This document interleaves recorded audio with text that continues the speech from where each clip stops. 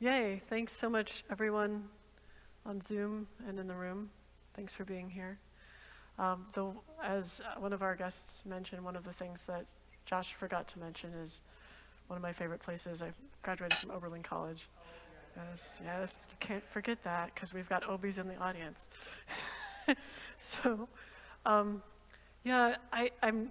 never sure when I do these things without slides what I'm going to say, and so I usually start out saying, I don't know what I'm going to say, and then I start saying some things, and probably what it will look like is I say some things that occur to me, and then Daria will come up and we're going to lead a chant, and then we'll say some more things and ask for questions, and I think and then I'll do a little exercise, a little time travel exercise. I think that's what's going to happen. So okay, I think I'll wait for the chant for a little bit, like maybe 10 minutes. So we'll do a little introduction. Okay, so I'm really grateful to Josh and Daria for having me here, because when I was, coming up in the world of science, studying neuroscience and computer science, I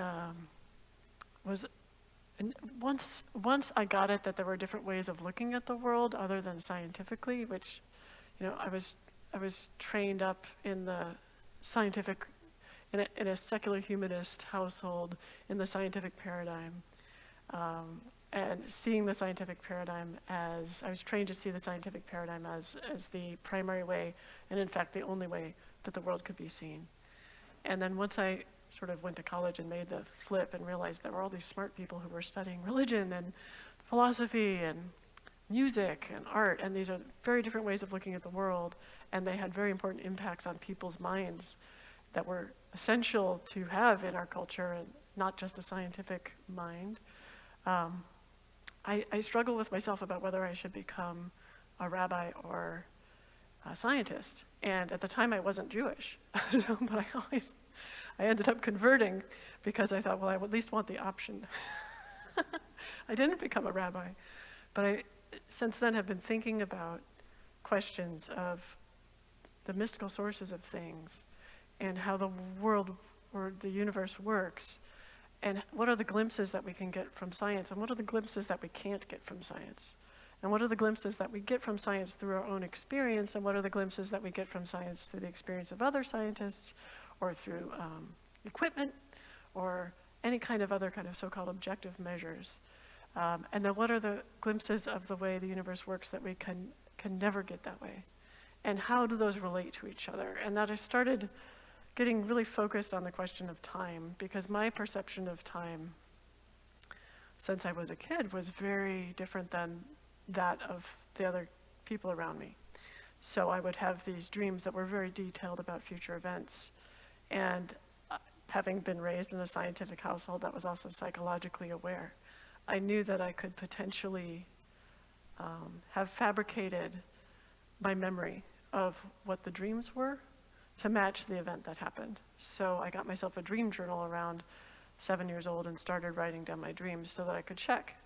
And I was right. Sometimes I would fabricate my memory, and my actual description of the dream would not actually match what later I thought it was. And then other times it really would, and I would have I had proof that I had recorded information about an upcoming event that was in fact in very, very sort of impressive to me detail, consistent with the future event that occurred. So that made me start thinking like, okay, we don't understand, I don't understand, and certainly people around me don't understand how the physical reality of time relates to my inner experience of time.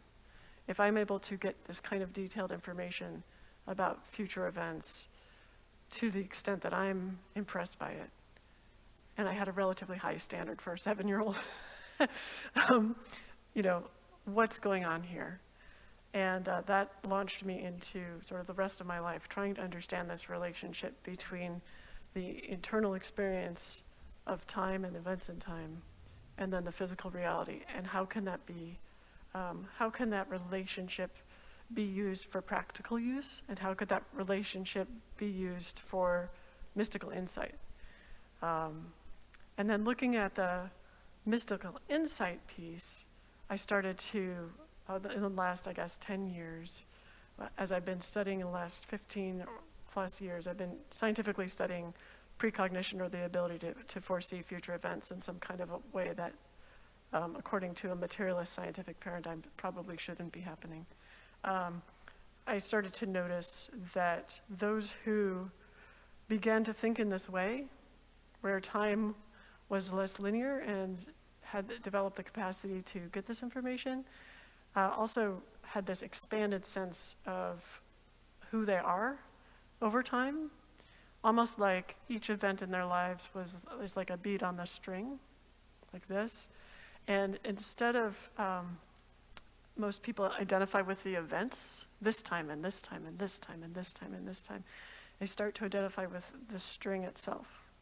So it's this stronger experience of continuity and a very relaxing sense of, well, I may not be having this experience of joy or whatever it is I want now, but I am the string. So I have had that experience, and that is part of me, right? So it leads to an experience of hope. So I started studying hope and how time, if you stretch out your time boundaries, how that can be used to support hope and well-being. So that's a brief sort of summary of my background. I'll get into more about this transition that I think we're in this culture, and I think worldwide. I think we are transitioning from this materialist, scientific materialism as the standard approach to something else, which I guess you could call post-materialist, but sort of it needs a name. Maybe transcendent, or maybe there's a better name that we'll think of. But it feels like that scientists, philosophers are starting to make this transition from this sort of a behaviorist point of view, that the only way that you can get information about someone is by looking at the outside of them, so looking at their behavior. And physicists are transitioning from this point of view that their job is to describe sort of the world that we perceive, and sort of shifting towards, wait a minute, maybe our job is to describe the world as it actually is, even if it doesn't match our perceptions. So there's these fields are going through these transitions, and they do seem to be related to understanding that there's an inner something. There's like an inner, that subjective experience is in some way representative of the truth of physical reality, and yet not in every way. And that this relationship is really key to our relationship with the divine, as well as the relationship with practical matters. And so anyway, that will all become totally crystal clear, I'm sure. But anyway, that's sort of the summary, that's like executive summary of what I'd hope to talk about and what I'd hope to invite you into pondering. The purpose of the chant that we wanted to do is, well, so I don't know how many of you are familiar with Kabbalistic thought about the four worlds. Anyone, you want to raise your hand? Anyone think about the four worlds? No? Yes, okay, cheating. So, oh look, there's some folks on Zoom. Think about the four worlds, hi. Yeah, so there's this Kabbalistic idea of these four worlds, and each one is associated with a part of the tetragrammaton, so the Yud, He, Vav, He. And so the first world, Atziluth, which is associated with the Yud. It's the world of emanation. So before time, before space, before matter, this is the world in which just emanation happens. It's not even to creation yet. This is sort of the foundation of everything, where it's emanated from Yud, right?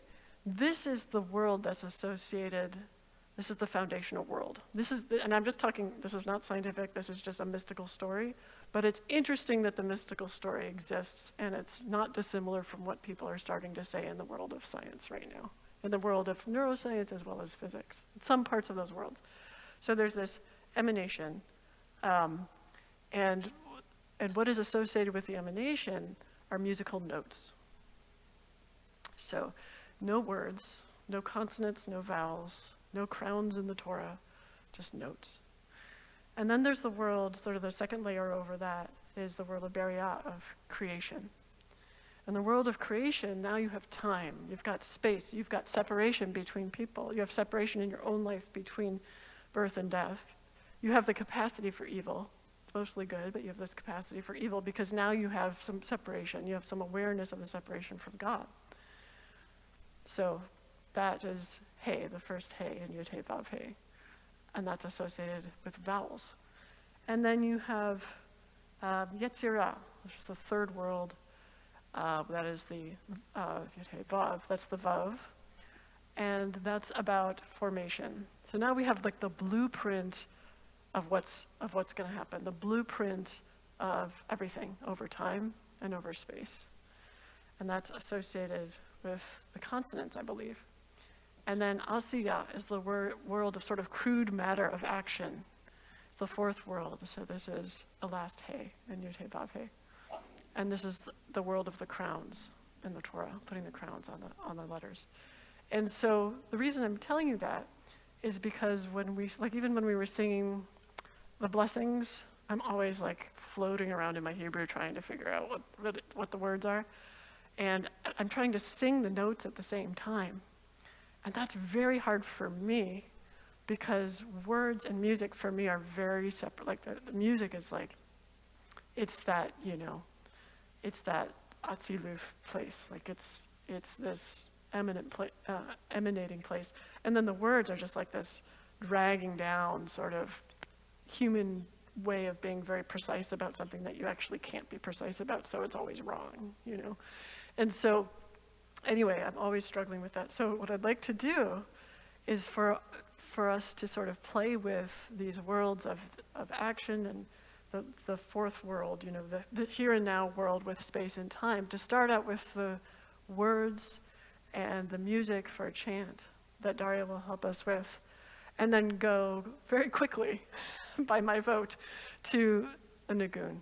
It's the same melody, but with no words. And as we do, to feel in our bodies, what is it like to move from thinking about what the words are and getting them right, along with the music, to just letting the melody come out of us. And try to remember that the foundational world is the melody. We are so bathed in the word world, and the action world and the time and space world. But the foundational world is this timeless, spaceless, separationless world from which everything is created. That I'm just underscoring this with mysticism, but then afterwards we can talk about the science of that and why I think that has a scientific parallel. But I wanted to start with the mystical piece because why not? Reconstructionists, you always got to work on getting them out of the head and into the heart, right? So let's do it.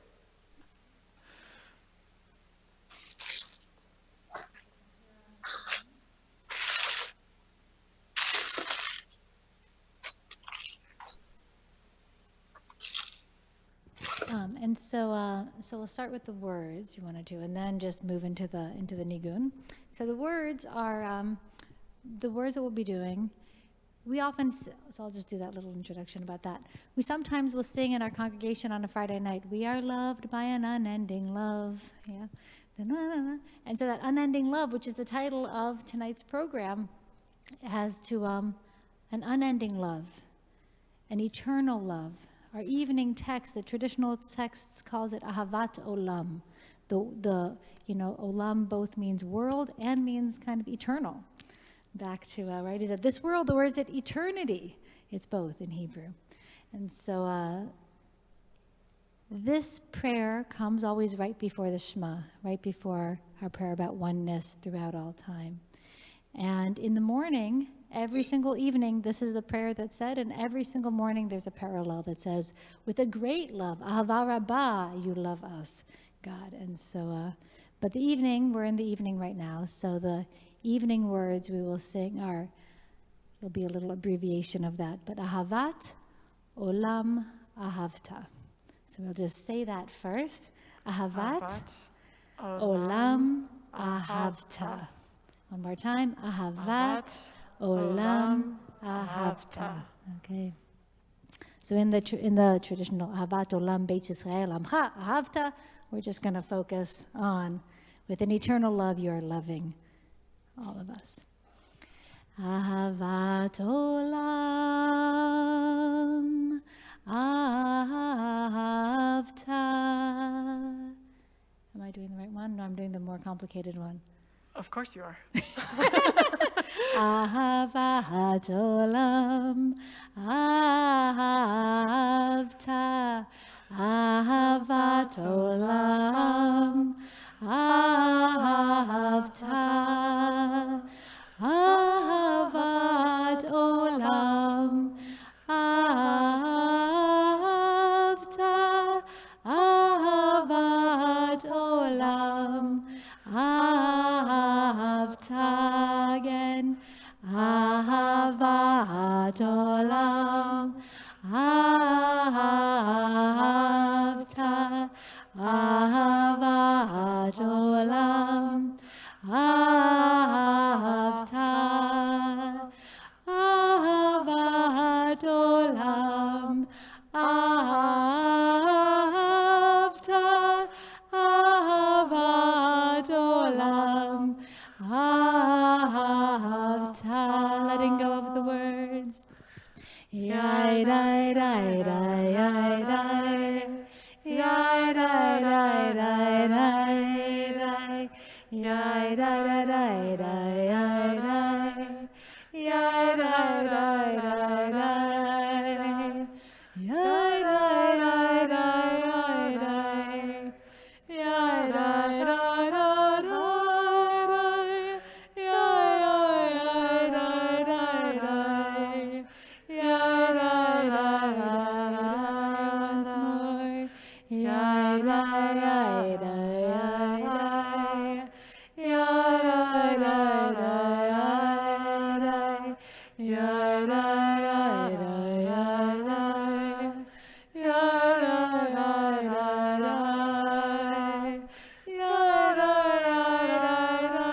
dai dai. Yai dai dai dai dai. Yai dai dai dai dai. Yai dai dai dai.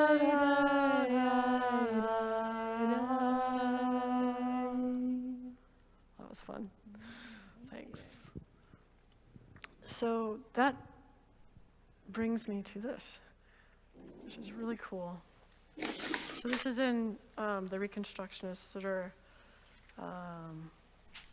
which no people have, I see, but I'll just read it to you. This is the interpretive version of Ahavat Olam. So when you're listening to these words, think about what this could mean. So we normally think about the endless love as something like, in our whole life, in all of our lives, through the course of our lives, we are loved endlessly, right? That's how we think of it. So what if endless love means all at once? In other words, there is no distinction between your 3-year-old self. That 3-year-old self still exists. Present moment self still exists. 2 weeks from now, self still exists. Yourself on your deathbed exists now. And so the endless love is more like a giant soup, right? Where all the ingredients are poured in at once instead of a line. So that's the sort of way of thinking about time that changes our way of thinking about each other and ourselves and our lives, but also our way of thinking about what suffering means and what hope can mean. And so I think it's a really important shift that I'm looking forward to supporting in our culture. And I think that this poem or this interpreted version of Ahavat Olam can be read as that kind of all-at-once endlessness. And so let me explain that. So first I'm going to read it. This is by Rami Shapiro. So we are loved by an unending love. We are embraced by arms that find us even when we are hidden from ourselves. We are touched by fingers that soothe us even when we are too proud for soothing. We are counseled by voices that guide us even when we are too embittered to hear. We are loved by an unending love. We are supported by hands that uplift us even in the midst of a fall. We are urged on by eyes that meet us Even when we are too weak for meeting, we are loved by an unending love. Embraced, touched, soothed, and counseled. Ours are the arms, the fingers, the voices. Ours are the hands, the eyes, the smiles. We are loved by an unending love. Blessed are you, beloved one, who loves your people Israel. So that part about embraced, touched, soothed, and counseled, ours are the arms, the fingers, the voices. Ours are the hands, the eyes, the smiles. We are loved by an unending love. It doesn't take away from God. It's not saying God's not there and it's really just each other. What it's saying, it seems to me, in this point of view, is it's your 3-year-old self that you are loving now as you think back and send forgiveness and love to that younger self. And it's your deathbed self that is loving you now and saying, you know what, you did the best job that you could in your life. In other words, it's us. These are literally our own arms and our own hearts that are loving ourselves over time. And the reason it's unending is because in that experience of that love, you are in that absolute place, I can never say that place of emanation, the place before time. You're accessing that place before time, where God lives. So that leads me to this change that I think is happening. So for the last 100 years or so, scientifically, there's been so much progress using rational thought and using Western logic and using this view that we can figure everything out if we just decide what the physical components are. What are the physical mechanisms that underlie each thing? So incredible progress. Genetics, neurological diseases, going to the moon, building nuclear weapons, building ways to protect ourselves from nuclear weapons, curing diseases, creating prosthetics. I mean, so much progress using this ability. So much so that it can become the belief can become that if anything's going to be solved, it's going to be solved using these tools that have worked so well. And the problem with that is that when we come up against anything that doesn't get solved with those tools, we decide that the thing itself that we're trying to solve doesn't exist. Because those tools have been so useful, it must be the case that the thing that we're trying to solve that isn't solved by those tools can't be real. Because it feels like we're throwing away all those years of progress if we say we might need some other tools for these particular situations. And so the things that I think we're coming up against that can't be solved by these tools are things about how does the human internal experience relate to physical reality? Can you actually use human internal experience to move things with your mind, for instance? Sounds crazy, because in the physical world, in physical scientific materialism, the only way that something can move something else is with a physical connection, like with a string, and you can, at least there's a string, or at least there's an electromagnetic force, or at least there's gravity. There's something that is a force or just a physical object that is causing something to move. But then you have these physicists on the one hand saying, well, there are certain situations that we just can't explain where it just really seems like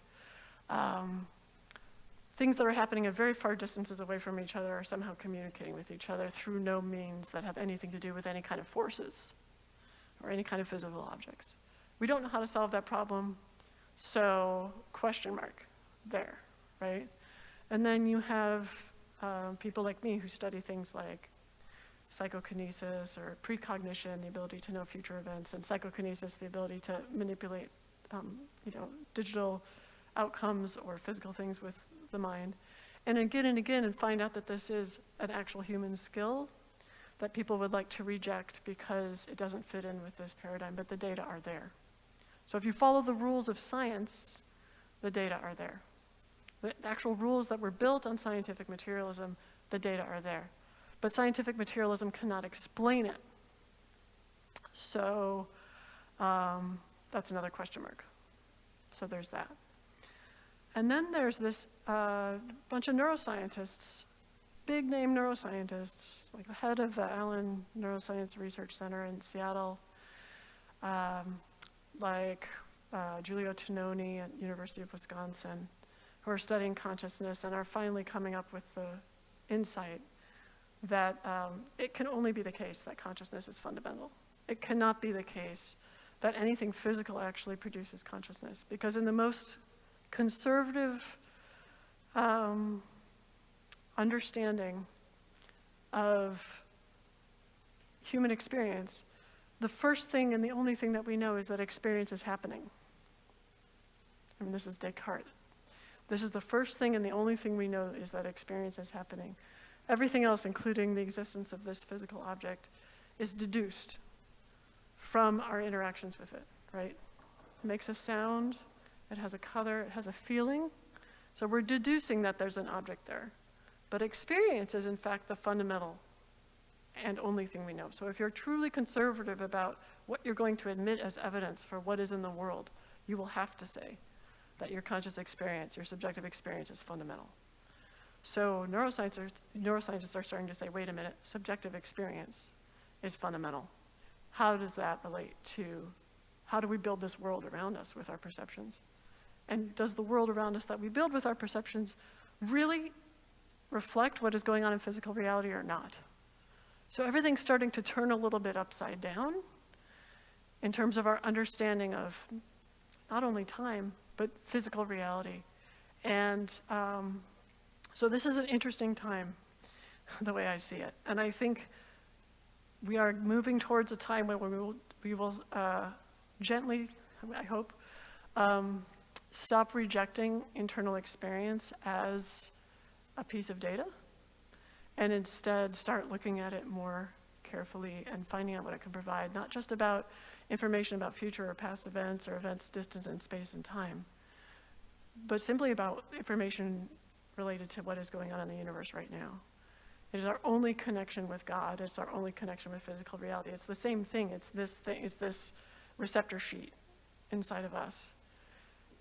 We often think of the receptor sheet being outside of us because we have to touch something, right, to feel something, or we see it. So we all think it's all coming in from outside, but there's this incredible internal receptor sheet that is starting to be noticed across different domains.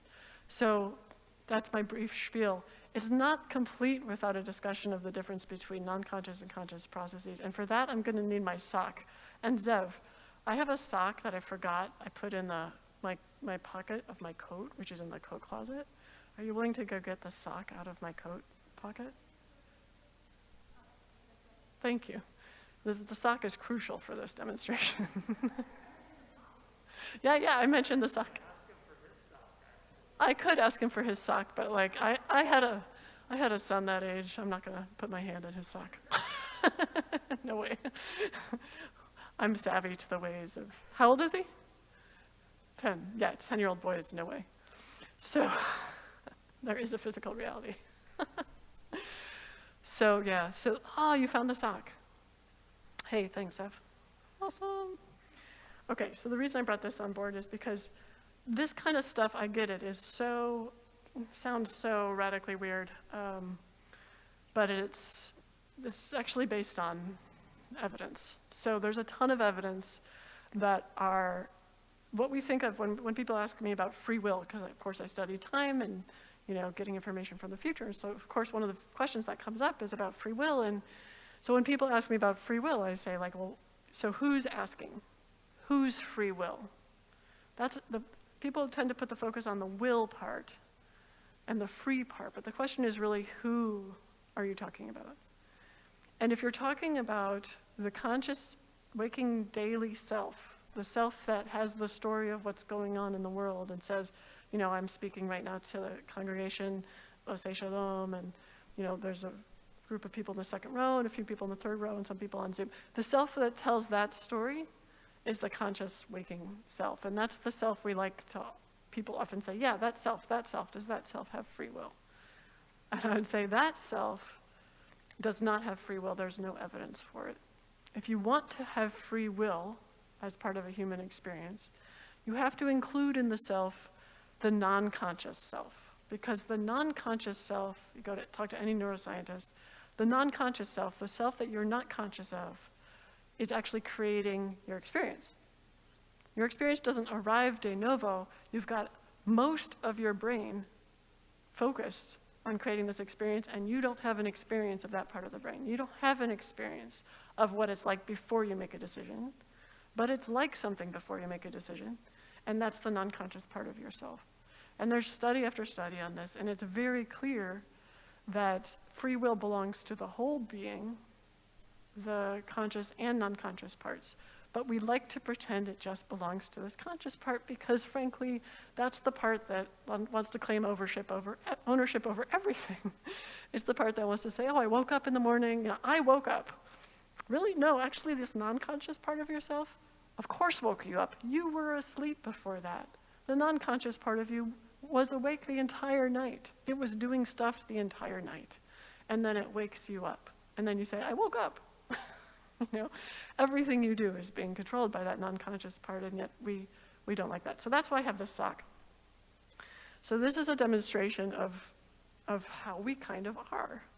So culturally right now, we do this thing where we're like, well, I'm not really sure the hand exists. I mean, it's so quiet, and it doesn't follow my orders, and, I don't see it.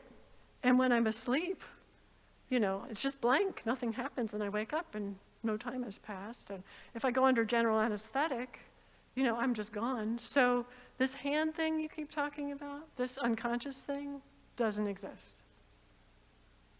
But of course, as I'm doing that, you see, what is actually causing this thing to move? What is causing the sock to move?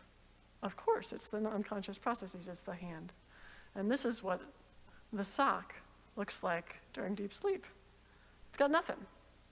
It's got nothing. So we are being run by this part of ourselves that we don't want to admit that we're being run by. We've known that for at least 100 years. I mean, this was Freud's big trouble when he was trying to convince people about the existence of the unconscious mind. People are still unconvinced of the existence of the unconscious mind. But what's running that? What's running that resistance to the existence of the unconscious mind? The unconscious mind. It's fascinating. Anyway, so I feel like this is all related to our sense of time, because if we can just believe that we are only existing in this moment and our 3-year-old self doesn't any longer exist and our future self doesn't exist, that those aren't in some way real to us, then we can sort of fantasize that it's only it's only consciousness that matters. It's only this story of what's going on that matters, rather than the whole picture. But if we can really spread ourselves out over time, we can not only include more of ourselves in who we are and in who has free will, but also we can heal ourselves in some kind of hopeful way that seems to help. So that's why I started working with people who are at the intersection of addiction, trauma, poverty, abuse, and incarceration, to try to help them do something called time travel narratives. So basically connect with themselves over time, learn to leave messages for themselves, to try to extend their boundaries of who they are. So that's an interesting topic, and we can talk about that later. But I think it's probably time for questions, and then we can do an exercise. We'll do a little time travel exercise if you like. Yes, Zev. Why did I not talk about photons? Okay, always the best questions from Zev.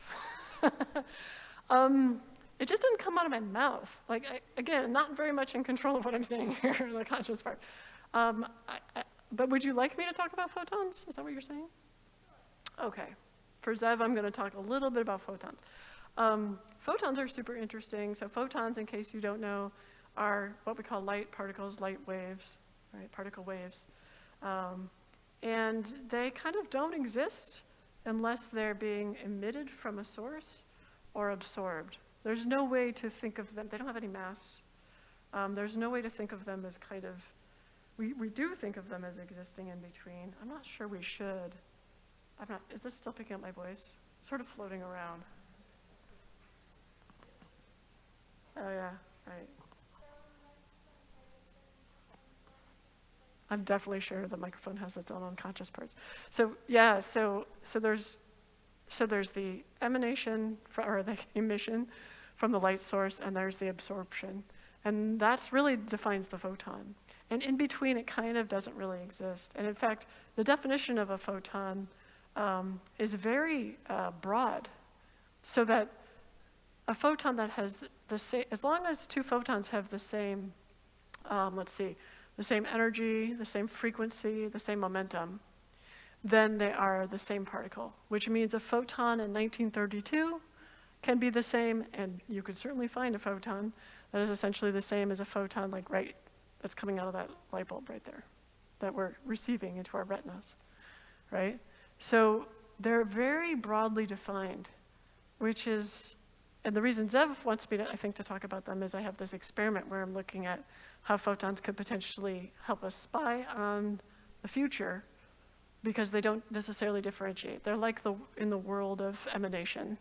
And that does seem to be, there seems to be something there, which I can't really go into detail on because it's way too nerdy. But at some point, if someone wants to talk to me about that, that's totally fine. But thank you for bringing that up. Yes? I can talk about this all night, all day. All right, great, let's do it. Very short. Okay. One is related to what I asked Zev a question. I asked him.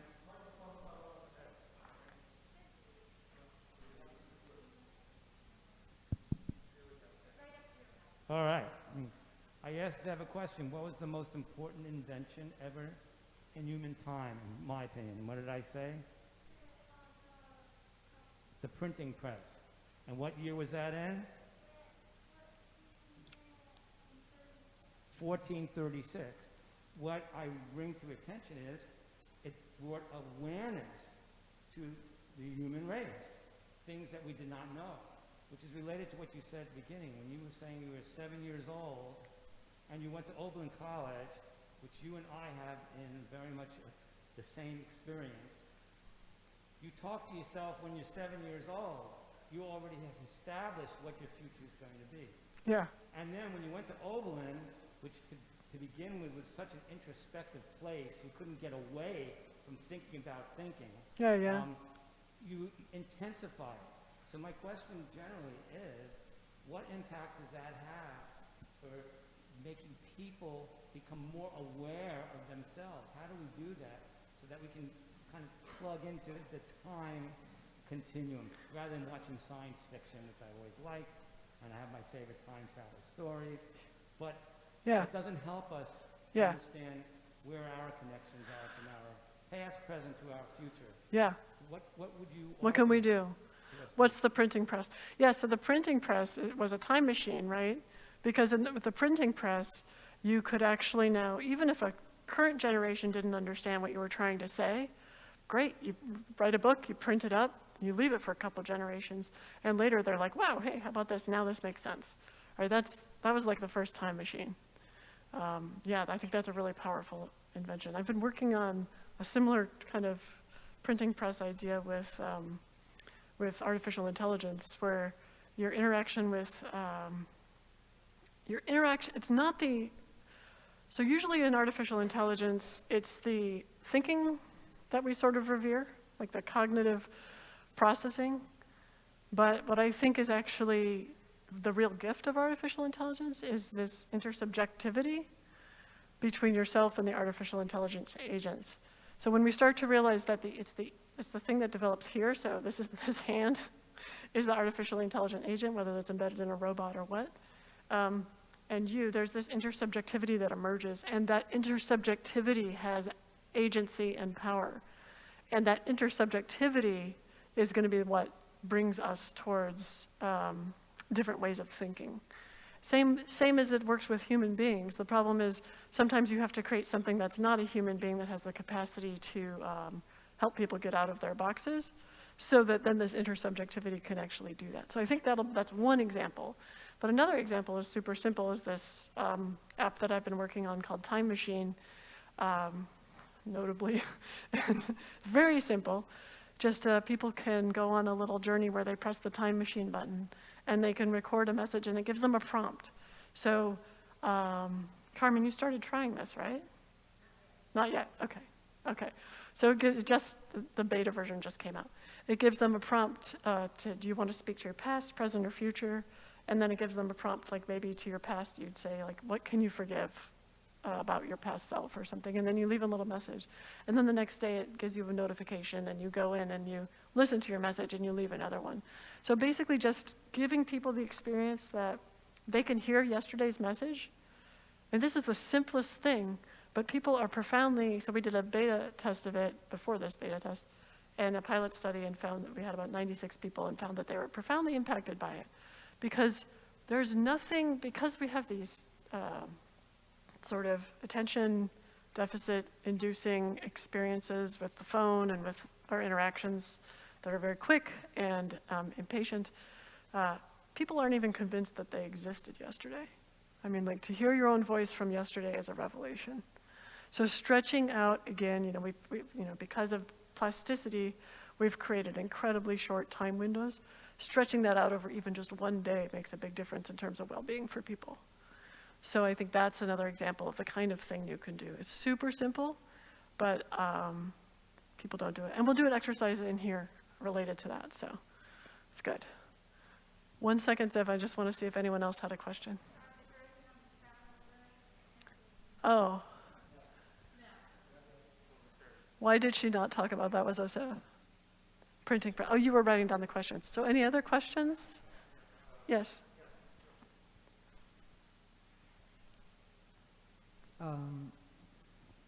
I thought a lot, listening to you reminded me strangely of Mordecai Kaplan.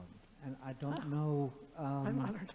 if you've had any deep dives into Kaplan or what drew you to Reconstructionism in particular, but what your lecture brought to my mind was sort of his crisis of faith originally as the supernaturalism, static being, and he couldn't relate to that. And then he kind of moved to secularism and then had kind of a crisis of faith in secularism, because that didn't work either. Yeah. And he came up with reconstructing the idea of God, basically, along that God was not a being or supernatural, but process, and it was a process that involved the humanity, both social and personal humanity, with this process of trying to completion and Tikkun olam. and time and aesthetics and ethics were all kind of wound into it. And I just there's so much listening to you, maybe in a Reconstructionist shul, and hearing that you were drawn to that you converted and were drawn. I don't know if that was in any way part of your path, or if you've had a chance to dive, and if you haven't already, go back and look at some of the stuff that Kaplan wrote, because it really reminded me a lot of what you were talking about.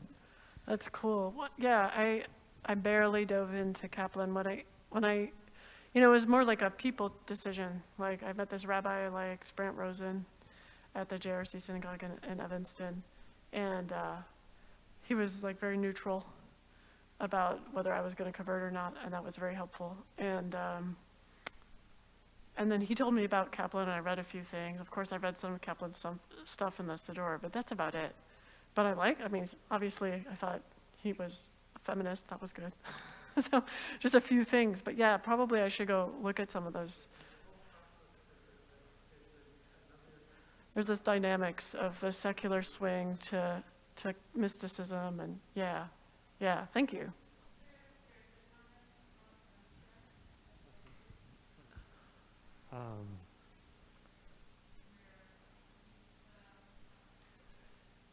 Not so much in. Emily Blake, does her? Oh, okay.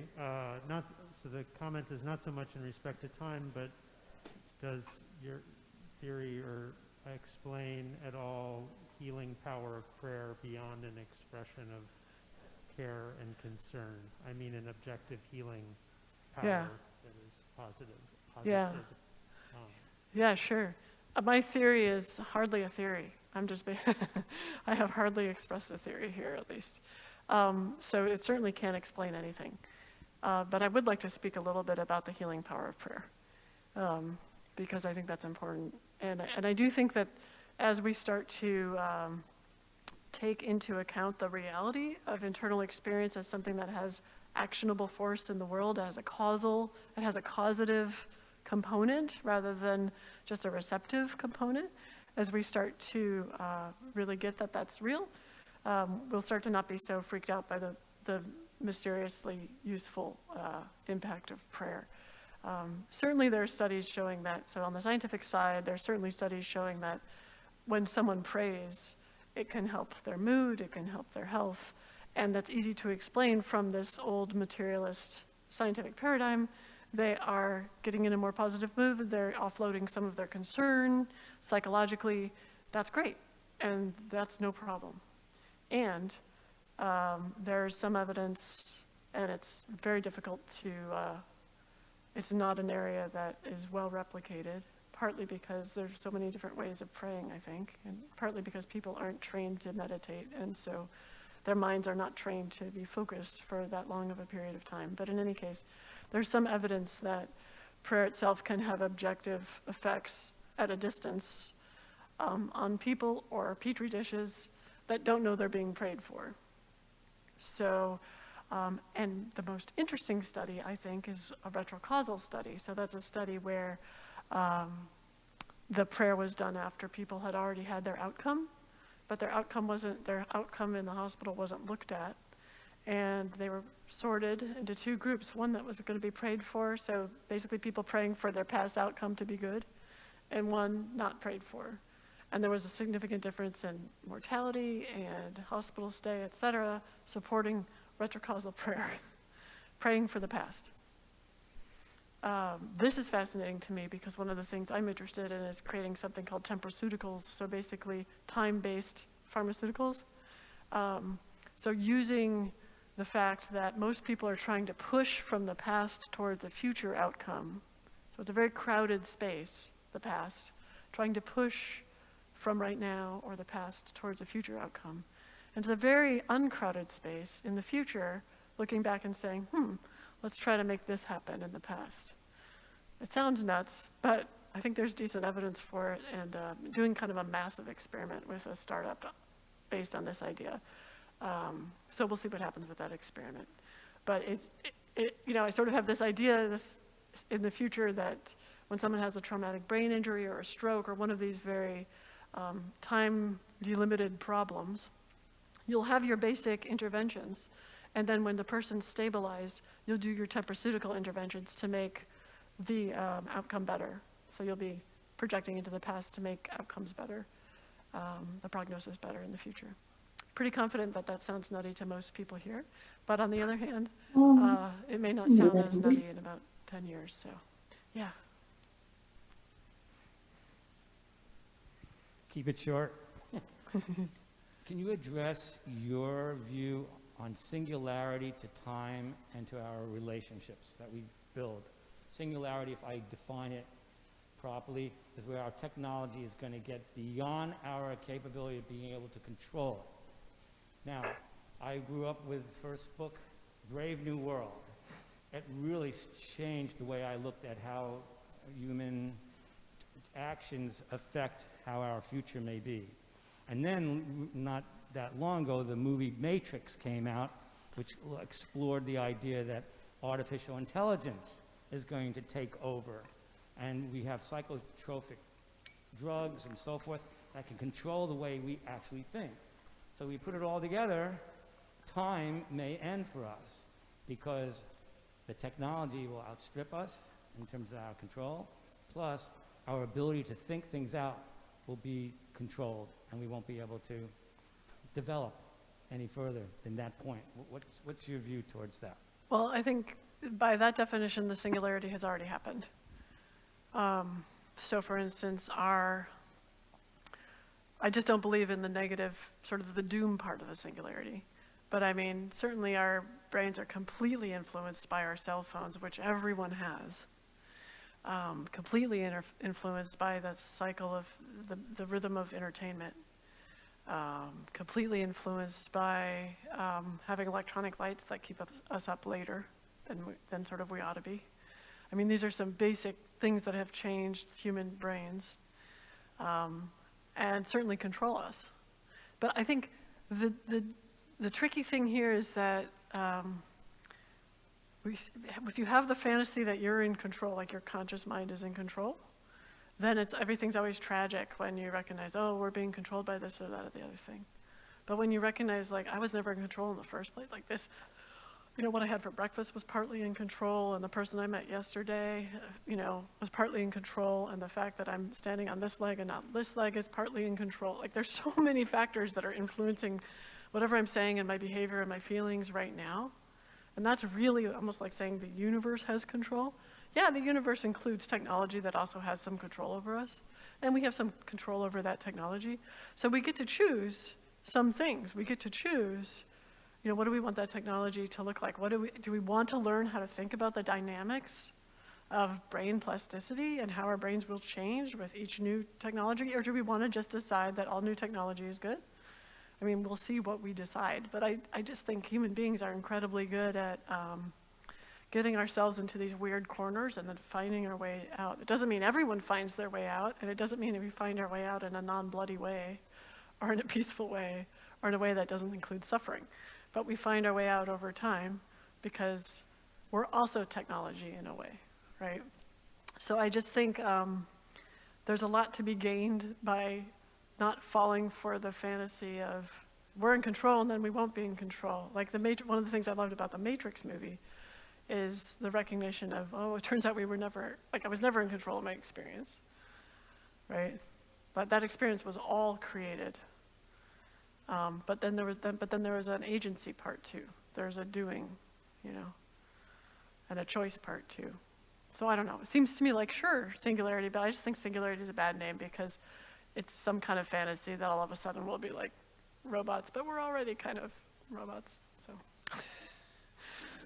Maybe that's depressing. I meant it to be hopeful.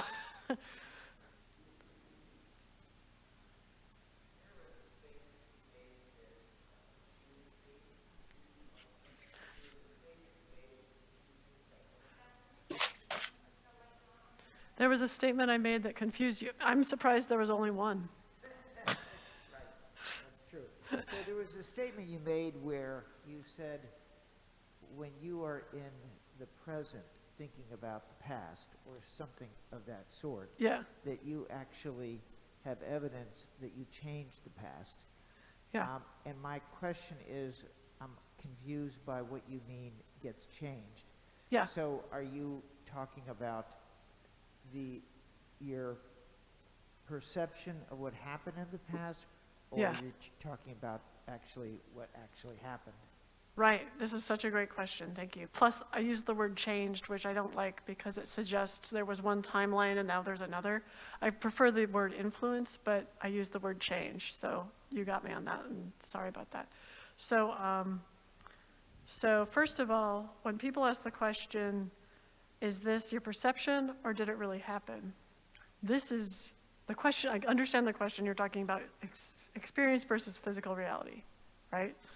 But it's interesting that people use the terms, does this really happen? Is that real? What they mean is it physical? And so we discount experience as not being real. And so just to point out, I mean, everyone does, including me, right? We're raised up in this world where, people are more convinced that this exists than their own experience, which is weird because if you think about it, the only way we know this exists is from our experience. But we're more convinced of the reality of this table than the reality of a thought. Right? We say, well, this table's here, but a thought may or may not have happened. So we fooled ourselves to thinking backwards about what we know, what we can know. We fooled ourselves to giving more priority to the thing that we're actually deducing than the thing that we're using to deduce it. So that's one point. But another point is, yes, let's assume there's physical reality. Let's assume that our deduction that physical reality exists is true. Then we also know that we have experience because we have it. So you can't deny that we have experience. So we have those two things, let's say. There's evidence that from this prayer study, for instance, again, this could be a fluke, right? All these things could be. But there's evidence from that prayer study and several other retrocausal studies, so causality moving backwards in time, that physical reality seems to be influenced, not changed, right? Because you would have to for something to change, you would have to show like one event happens, and then we do something else in the future, and now this event doesn't happen, so you need two timelines. But that there's an influence from the future in the sense that in a control group where you're not sending back some kind of intention, there is no influence. That thing didn't happen.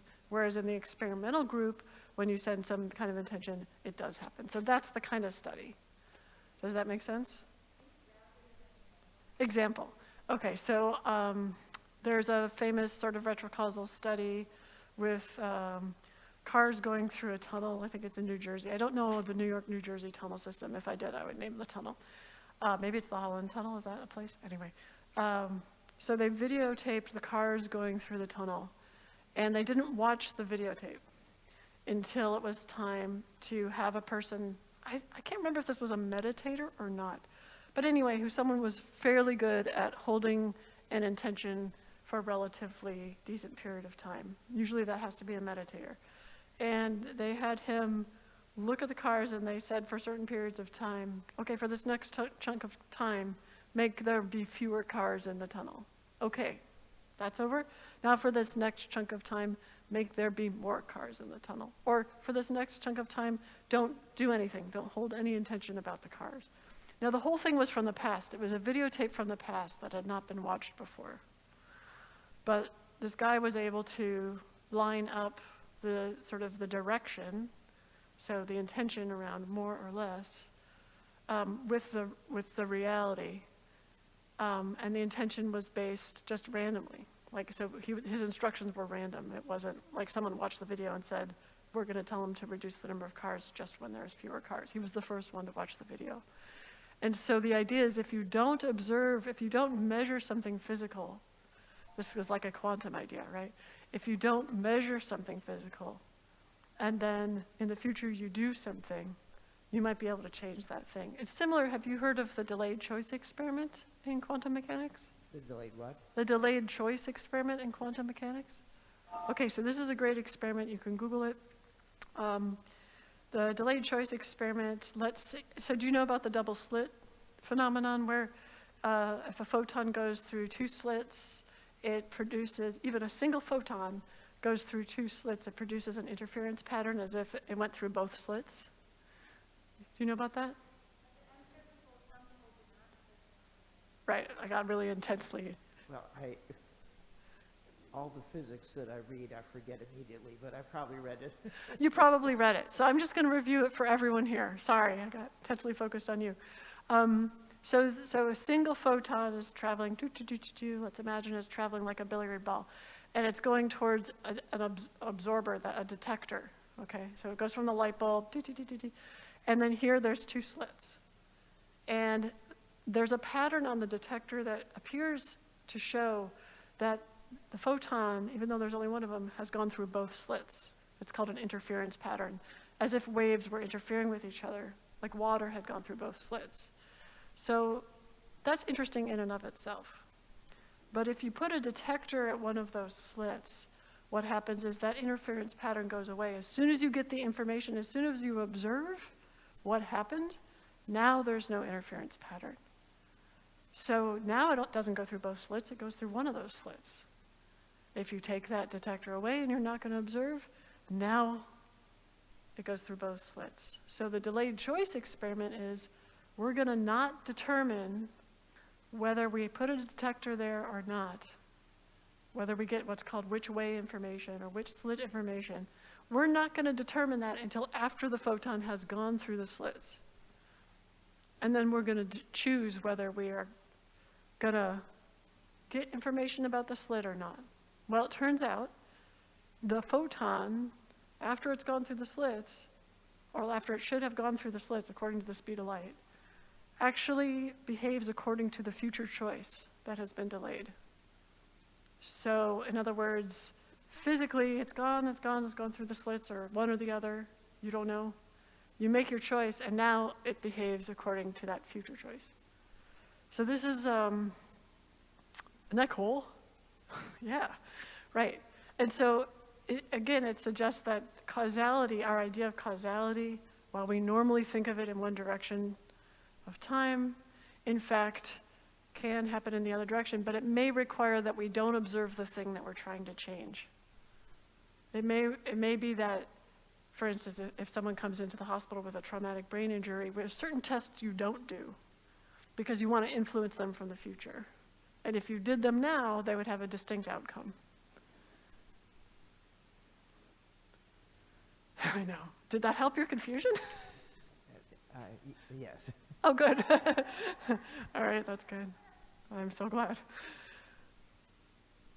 Did anyone else have a question on Zoom? Should we go to Zev? Who's going to have the killer question here? Okay. And then we can do our time travel exercise, because I think it's getting late.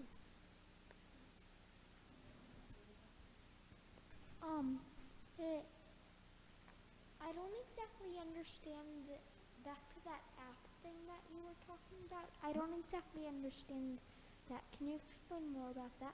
Yeah, totally. I can totally. That's called Time Machine. If anyone's interested, you can go to timemachine.love.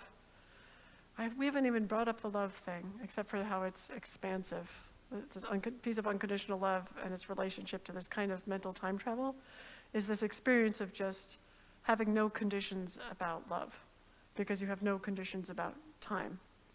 And in fact, once you recognize, so thanks for asking that question, because it reminded me to say, once you recognize that your 6-year-old self is just as real as your present moment self, you're just not experiencing it right now. Once you realize that, the only response to your own self, and then your only response to other people, is unconditional love. Because how could you do anything different than what you did at the time? Like, every single person is already doing the best they can based on the information they have. There's no exception to that. There's no one who's not doing the best they can based on their genetics, their experience, the knowledge they have at the time. And as we go, we get more and more knowledge and more wisdom, so we can actually project back into the past and love our past selves for being basically stupider. Right? We have to, right? Because like, what other choice was there? And so there's this openness that happens of, holy cow, I don't need to judge myself for that. The only response is love. And then there's this openness to someone else, because they're having the experience they're having, and they have all the past selves that they have, and they're at a certain point in their long journey of their necklace of events. And so there's unconditional love starts to become the natural response, and in fact the only sane response to life, I guess. So the app is about helping people experience that. And so it's super simple. It's about just recording messages to yourself. Like, if do you have a recorder, like a tape recorder or something?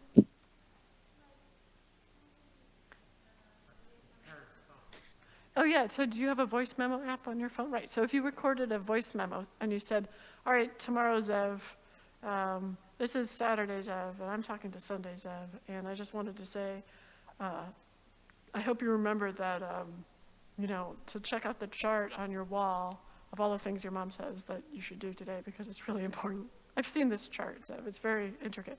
And so, so that you leave that message, and then the next day you wake up and you're like, all right, I left my message. And so then you listen to it and it says, Zev, remember the chart. You start to get this sense like, wait, my past self cares about me. And it makes you start to care about your past self. Or you wake up in the morning and you make your bed. You could start to think, I'm making my bed for my nighttime self, because my nighttime self likes to go snuggle into a nice, warm, well-made bed. So you start to care for your future self. And then your nighttime self starts to think about your morning self. Hey, thanks for making the bed. So it's almost like you're bigger than this. And you're big. I mean, you're big from birth to death. Like, that's all of you. And you can start to have that strength of being together with these other parts of yourself over time. Just because we can only see this moment in time doesn't mean this moment in time is the only one that has any kind of causality or existence. Does that make sense? So that's what the app is all about. All right, you ready for some time travel to close out our... Okay, let's time travel it up. All right, so my recommendation on this is to uncross your arms and your legs. And someone taught me that trick once. And there's a temptation when we uncross our arms and our legs to put our hands together. So really suggesting that you put your hands even separate as a way to kind of, you don't have to do this, but it helps you kind of open up different parts of you than normal. And you're perfectly safe here. If you feel safe closing your eyes, go ahead and close your eyes. I'm going to close my eyes just because it's easier for me to do this. This is like a guided meditation, so it's easier for me to do this with my eyes closed. So go ahead and take a deep breath. And I just like to start this meditation by getting super grounded in the here and now. So let's imagine there's a tree trunk growing from the center of the earth that's supporting you, and it grows up all the way through all the layers of earth, all the way up to beneath where your bottom is on the chair. And it's wide enough so even if you lean to the left or the right or forward or backwards, its diameter of its trunk is wide enough that you're just not going to fall off of that tree. It's very grounding. And this is, by the way, completely scientifically sound in that we know that visualization and imagination can actually help you shift the way your mind thinks about things in your body and in your emotional space. So that tree is a way of rooting yourself to the earth in the here and now. And then above your head, imagine like a golden, glittery, glowing sphere or ball full of unconditional love just for you. So what do I mean by that? Unconditional love is love without any conditions. There's nothing that has to change, nothing that has to be different. Everything is completely fine the way it is. So that's unconditional love just for you means this particular love is keyed into you somehow, like a lock and key. So if it spills over to someone else, it's not going to hurt them. It's not going to help them. It's just going to feel really great to you. So go ahead and allow that sphere to radiate golden, glittery, glowing, unconditional love down into your body and the area around your body, so that you feel while you're doing this time travel meditation like you're just bathed inside and outside in this unconditional love, and you're rooted to the center of the earth. So just take a few breaths to do that, and then we'll do the time travel part.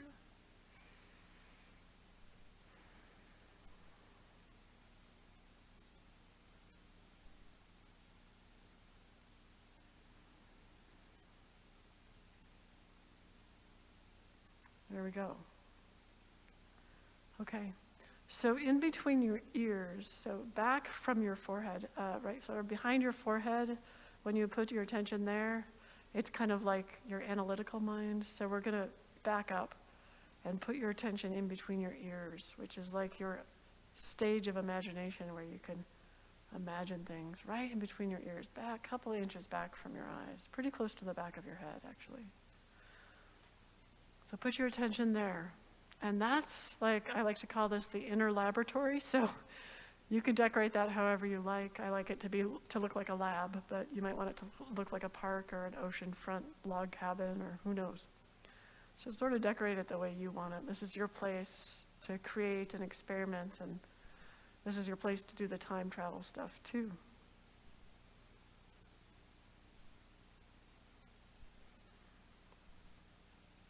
So bring down some more of that unconditional love just for you, the golden glittery light, into that stage of imagination in between your ears. And go ahead and imagine that you're standing in that space. There's a you in that space, and you're standing on this like fabric. Think of it as the fabric of space-time. Think of it as fabric. So it's wavy and kind of fluid, and that's space-time. And you're standing in the here and now. And you're so much in the here and now that you're going to put a flag right there in front of you, in between your ears, standing on the fabric of space-time. And that flag represents here and now. And you can decorate that flag with a word or a color or a shape or a picture that describes how you're feeling right now. So whatever comes up, there's no wrong answer there.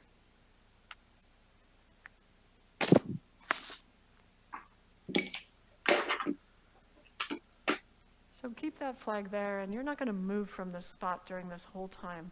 But you can look across the horizon on the space-time continuum fabric thing, and you see walking towards you a past self. And this is a past self from a time when, you know, things had, not a horrible time, things could have been a little better. Maybe you had a bad day, maybe you had a little disappointment. Could be any time since from birth till now. Could be 5 minutes ago. And just have that self walk towards you. You could indicate to that self, you can come a little closer so we can see each other a little better.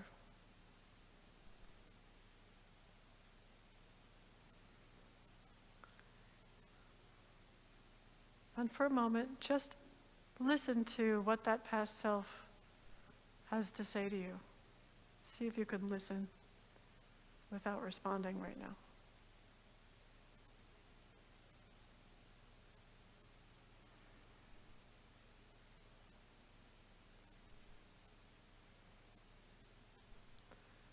And you know, still in the center of your head and still with your flag for the here and now in front of you. Go ahead and respond if you want to respond, or tell your past self something that you'd like your past self to know.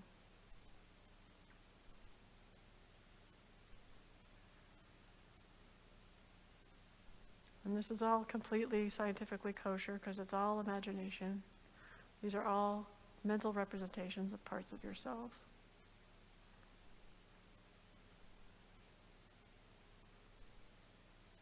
And if your past self asks you for anything, see if you feel comfortable providing it. Maybe you don't. Maybe you don't have the resources right now. Maybe you do.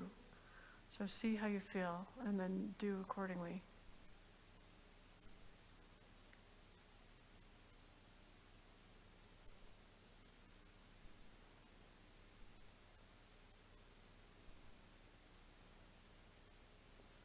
And then when you're ready, go ahead and shake hands or touch foreheads or do a dance or hug each other and wish each other well. Say goodbye. And you're staying with your flag in the here and now.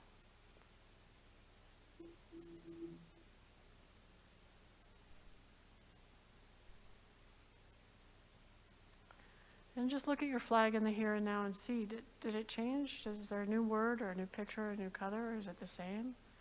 There's no right answer. It's just good to notice these things and helps you get back focused on the here and now.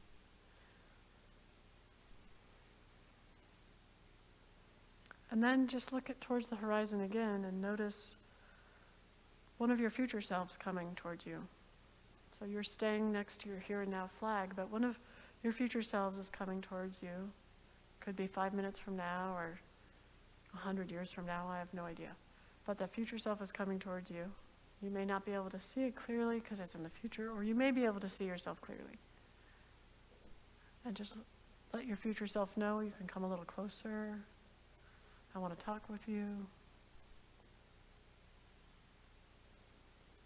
And go ahead and spend a moment finding out, what does your future self want to say to you?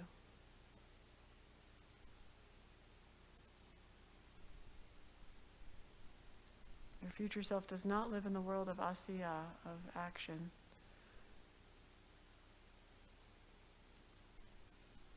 It lives in this other world, this emanation world.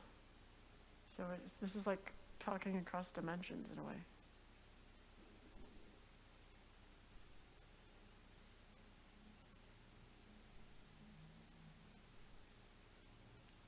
And see if there's anything you want to say to your future self or respond to your future self.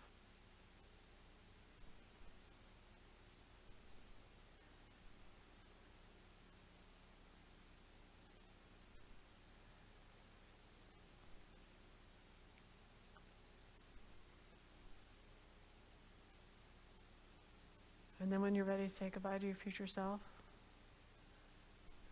And watch him or her or them leave back to their place. You could always come back and say hi again sometime. Or talk to a different future self or a different past self. And then in the center of your head, check out your here and now flag. And just notice if it changed. Notice how you're feeling.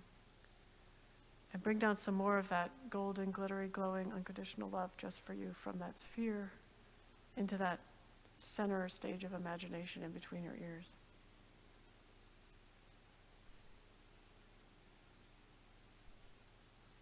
And then when you're ready, just open your eyes.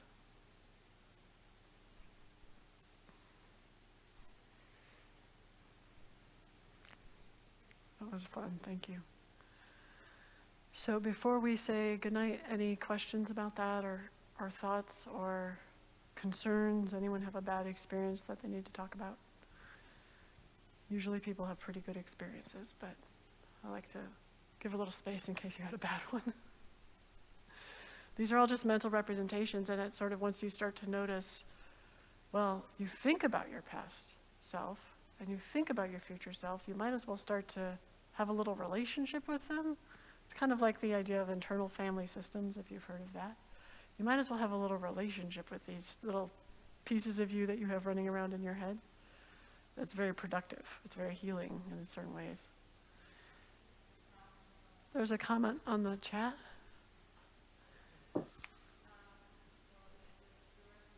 Any reactions?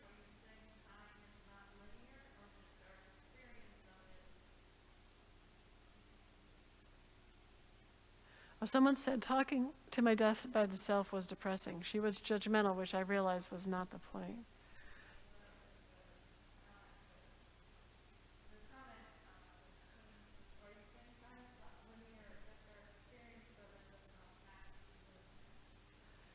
Are you saying, so let's go to that comment and then we'll do the other two comments that I see there.